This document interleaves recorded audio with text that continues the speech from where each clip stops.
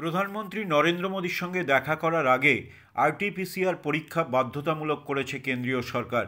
Corona পরীক্ষার report negative এলে তবেই প্রধানমন্ত্রীর সঙ্গে দেখা করার অনুমতি মিলবে।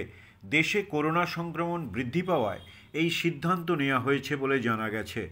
বর্তমানে ভারতে করোনা ভাইরাস আক্রান্তের সংখ্যা 7,000 ছাড়িয়ে গেছে। কেন্দ্রীয় স্বাস্থ্য মন্ত্রকের পরিসংখ্যান অনুযায়ী গত 24 ঘন্টায় ভারতে 306 জন করোনা ভাইরাসে আক্রান্ত হয়েছেন এবং 6 জনের মৃত্যু হয়েছে।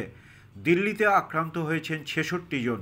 স্বাস্থ্য মন্ত্রকের পরিসংখ্যান অনুযায়ী দিল্লিতে মোট অ্যাক্টিভ রোগীর সংখ্যা 2,000 ছাড়িয়ে গেছে।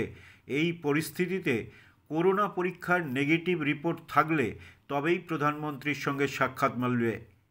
মঙ্গলবার অপারেশন সিঁদুর নিয়ে প্রচারে বিদেশ ফেরত সংসদীয় প্রতিনিধি দলগুলোর সঙ্গে প্রতিক্রিয়া জানতে তাঁদের সঙ্গে কথা বলেন, তাঁদের সঙ্গে নৈশভোজে মিলিত হন প্রধানমন্ত্রী নরেন্দ্র মোদী।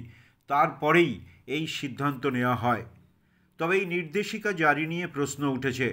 দেশে করোনা যেখানে নতুন করে আবার মাথাচাড়া দিচ্ছে, সেখানে সাধারণ মানুষের মধ্যে সচেতনতা না বাড়িয়ে জমায়েত, ভিড়ের সতর্কতা, সাধারণ মানুষের স্বাস্থ্য সংক্রান্ত কোনো নির্দেশিকা জারি না করে কেবল প্রধানমন্ত্রীকে করোনার হাত থেকে রক্ষা করার জন্য সরকার এত তৎপর হয়েছে কেন? অতীত বলছে করোনায় সবথেকে ক্ষতিগ্রস্ত হয়েছেন সাধারণ মানুষ।